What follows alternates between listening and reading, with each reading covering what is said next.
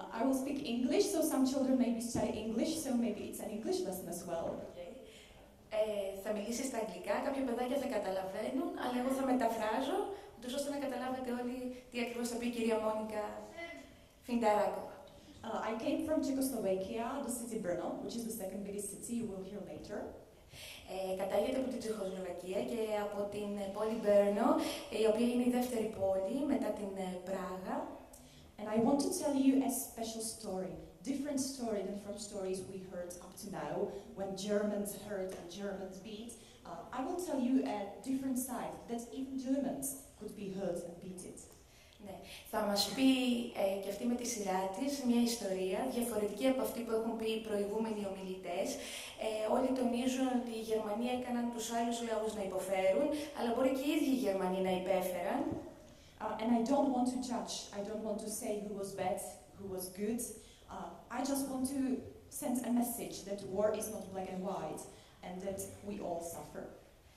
Ναι, και θέλει να τονίσει πως όλοι οι λαοί υποφέρουν σε έναν πόλεμο, όχι μόνο οι κατακτητές, και δεν είναι όλα άσπρο-μαύρο, αλλά είναι όλα ανθρώπινα. Δεν θέλει να κρίνει, δεν θα πει καλά ή κακά, απλά θα παραθέσει και θα περάσει ένα δικό τους μήνυμα. And before I will start with that story, let me introduce you Czechoslovakia and Brno a bit, so the city Brno a bit. Θα μας παρουσιάσει λοιπόν την πόλη της, εκεί που κατάγεται και μένει τώρα, το Μπέρνο, μια μικρή πόλη, η δεύτερη μάλλον, μετά την Πράγα. So you can see now that Czechoslovakia is really like in the heart of the Europe, really in the middle, and Brno is actually kind of in the middle of Czechoslovakia, close to Slovakia. Well, Czech Republic, not Czechoslovakia. Το Μπέρνο είναι η δεύτερη πόλη, μετά την Πράγα, βρίσκεται στην κεντρική Ευρώπη και βρίσκεται στην δυτική πλευρά της Τσεχίας. Sometimes I have trouble saying Czechoslovakia, Czech Republic, because I'm half Slovak. My father was Slovak, my mom was Czech, and I still feel we are one country, so sorry. Okay. So the Brno, which is the name of the city, is the second biggest city in the Czech Republic with 400,000 inhabitants, and it's the second after Prague. Το Brno είναι η δεύτερη μεγαλύτερη πόλη μετά την Πράγα με 400.000 κατοίκους. It's a university city. Many students every year is coming to study. We've got 6 universities with 29 faculties, and out of 400,000 inhabitants, 55,000 students, young people are there.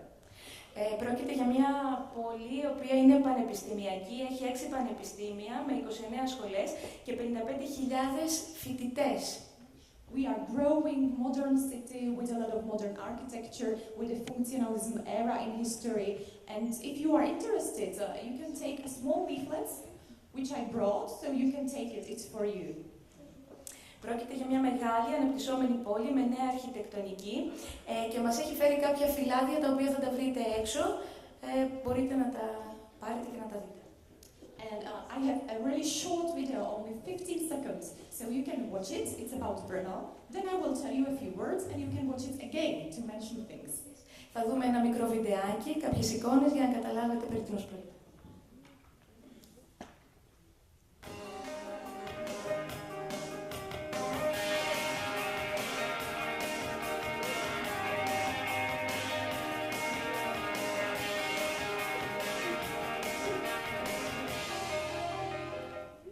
Very short, nothing really special. I just want you to mention that we have lake, we have castles, it's a sports city, ice hockey players are there, and motorcycles and video and theaters and also modern art.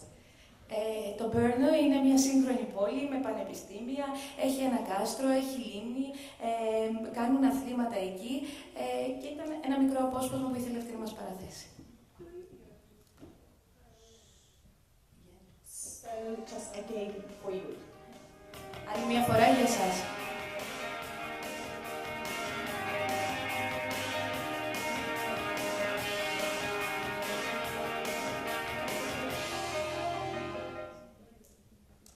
So it's Brno today, but in history it wasn't always like that. You can see that during the Second World War, Brno had really many damaged houses.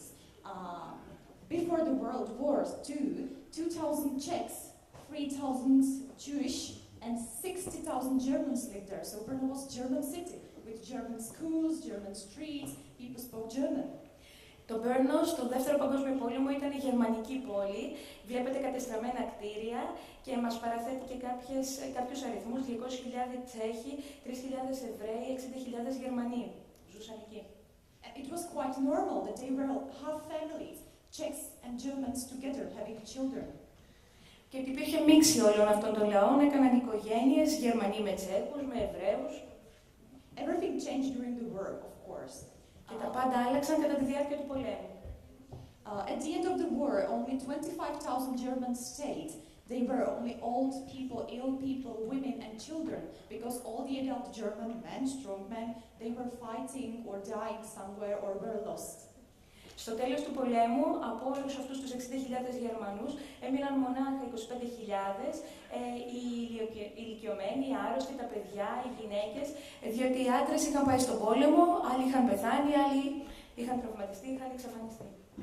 Okay, and you can see that when the houses are damaged, there is always a mess, huge problems for the city and its citizens, and also people are missing flats.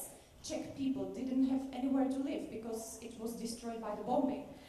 Από τους βομβαρδισμούς και από όλο αυτό το καταστροφικό μέρος του πολέμου, βλέπουμε τα κτίρια να είναι πεσμένα και οι Τσέχοι χάνουν πια και τα σπίτια τους, 30.000 λέει εκεί, και έτσι ξεκινάνε οι αντιγερμανικές διαθέσεις. And if you know that the war is almost over, you are hungry, you have nowhere to live, and you hate Germans because they are the war ones. Όλοι μισούν τους Γερμανούς γιατί πια δεν έχουν να φάνε, σκοτώνονται, χαλάει η ζωή τους. You feel for revenge. You want to punish them somehow.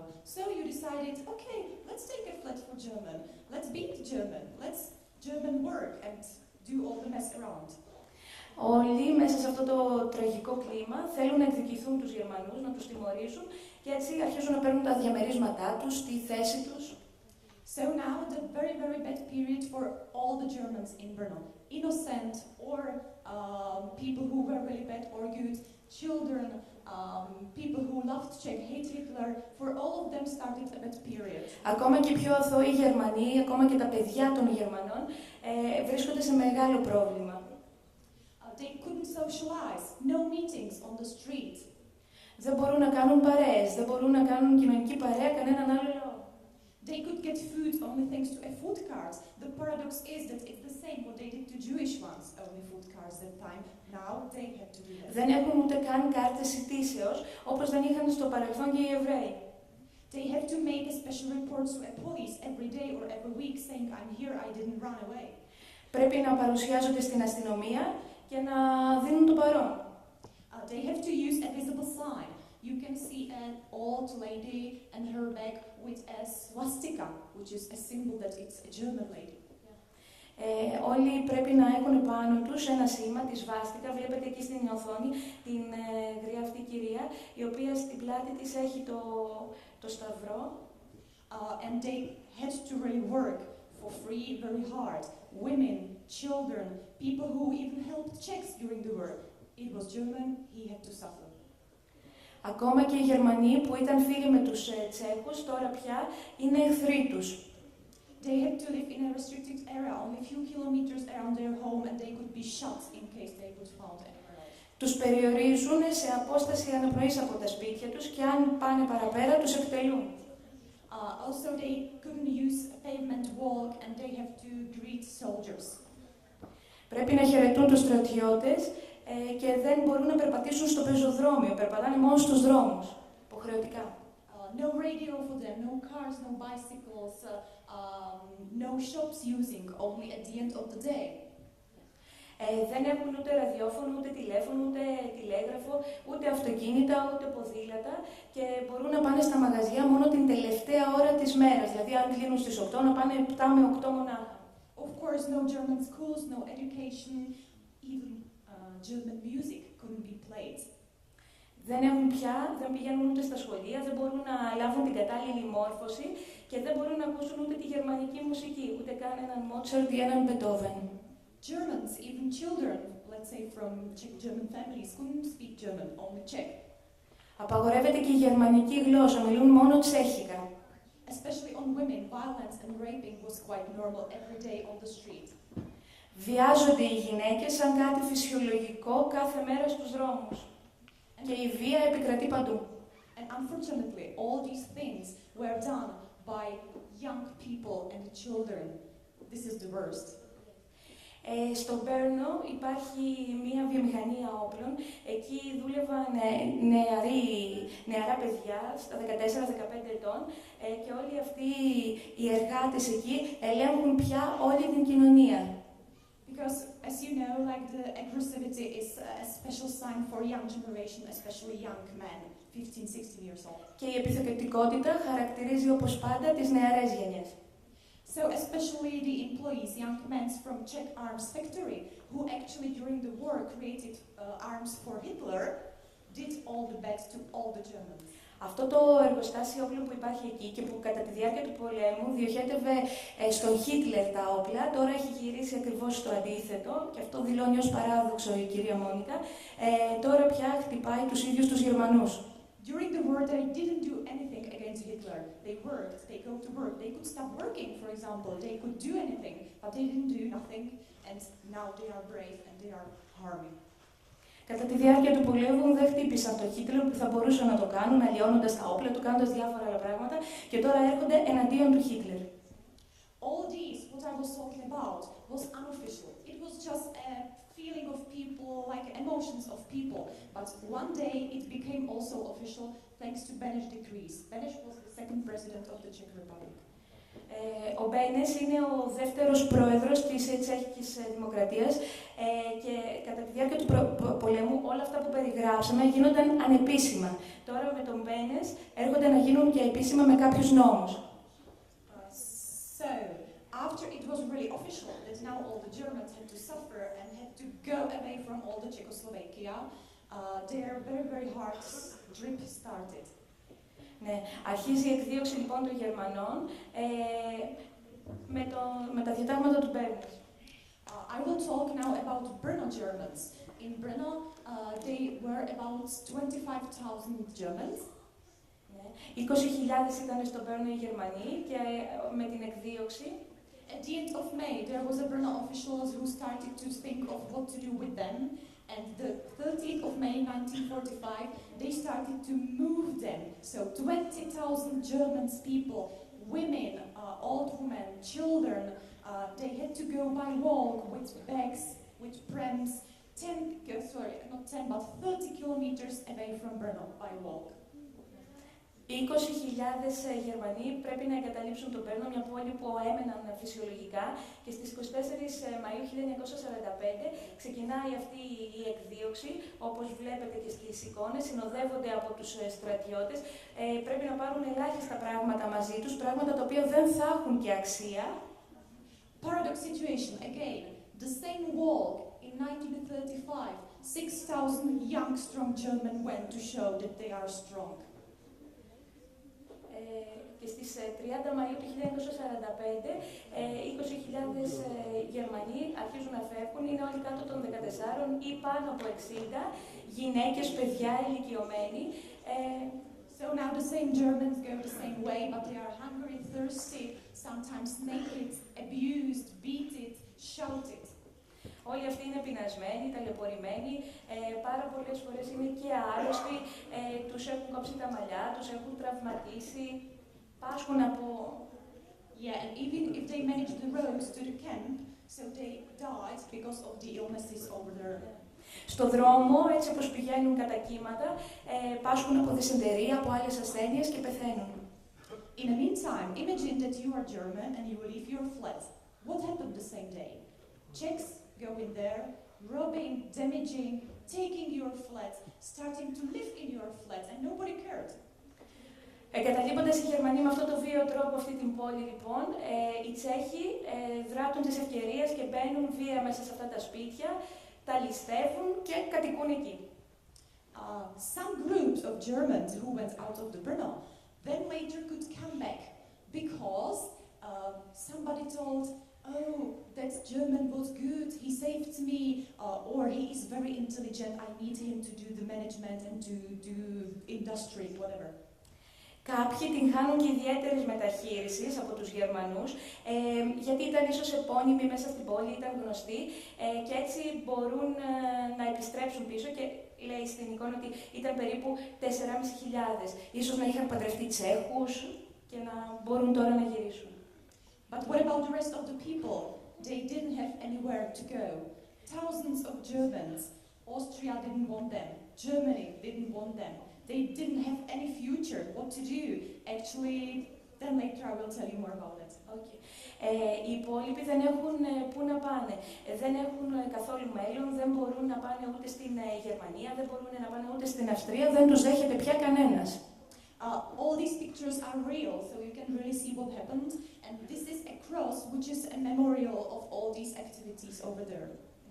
Αυτές οι εικόνες μας λέει ότι είναι αληθινές, τα κύματα των ανθρώπων που φεύγουν από το Πέρνο και εκεί υπάρχει και ο Σταυρός, ένα μνημείο ένδειξης των πεσόντων. This will be very fast. I just want to tell you that it was not only the Czech Republic topic, but all this expulsion of Germans was internationally agreed. Δεν πρόκειται μονάχα για ένα θέμα της τσέχικης δημοκρατίας, αλλά όλος ο κόσμος άρχισε να ασχολείται με το θέμα των Γερμανών στην Τσεχία και στις άλλες χώρες που έπρεπε να εκδιωχθούν. Thanks to a special conference when United Kingdom, United States and Soviet Union agreed that it's okay, we can do that in the Czechoslovakia. And here, only for your idea, just numbers. From the whole Czechoslovakia, 2 million, almost 200,000 Germans were moved. Από την Τσεχοσλοβακία φεύγουν 2.170.598 Γερμανοί. To American zone, most of them went, the rest to the Soviet Union zone. Στην Σοβιετική Ένωση προσχωρούν 1.420.598. And you can see that it wasn't so easy from the logistics and organization. It must be very hard because you need to do trains, wagons, locomotives, cars, boats. So really it was a huge action. Όλη αυτή η μετακίνηση είναι σαφώς πάρα πολύ βίαιη και μας δίνει μερικούς αριθμούς: 1.646 τρένα, 67.748 βαγόνια, 6.580 ατμομηχανές, νοσοκομιακά τρένα, 960 αυτοκίνητα, 12 βάρκες. They only take with themselves, each person, 50 kilos, but no valuables, only ordinary things for daily use, 1,000 German marks and food. Το μόνο που μπορούν να πάρουν μαζί τους όλοι αυτοί οι Γερμανοί είναι 50 κιλά να κουβαλήσουν έκαστος, αλλά αυτά τα αντικείμενα να μην έχουν καμία αξία, να μην είναι δηλαδή κοσμήματα, να μην είναι χρήματα, λίγο φαγητό. Here you can see the map of Czech Republic, not Czechoslovakia, Czech Republic, and you can see the areas where Germans were living before or during the World War, and all these areas, they are empty, almost no Germans now, they were just moved out. Εδώ είναι η Τσεχία και γύρω-γύρω αυτό το χρώμα το πράσινο μας δείχνει ότι εκεί έμεναν Γερμανοί. Τώρα πια όλες αυτές οι περιοχές είναι ερειπωμένες. And it was not only Czechoslovakia. Czechoslovakia is well known for expulsion of Germans, but the same happened in Denmark, Belgium, or any other European countries. Αυτά συμβαίνουν και σε άλλες χώρες, όχι μόνο στην Τσεχία. Δεν αποβάλλει τους Γερμανούς μόνο η Τσεχία, αλλά και το Βέλγιο και άλλες χώρες. It's a still big political issue because nobody in the Czech Republic now knows, was it good, was it bad? Some people think it was good, some people still think it was very, very bad.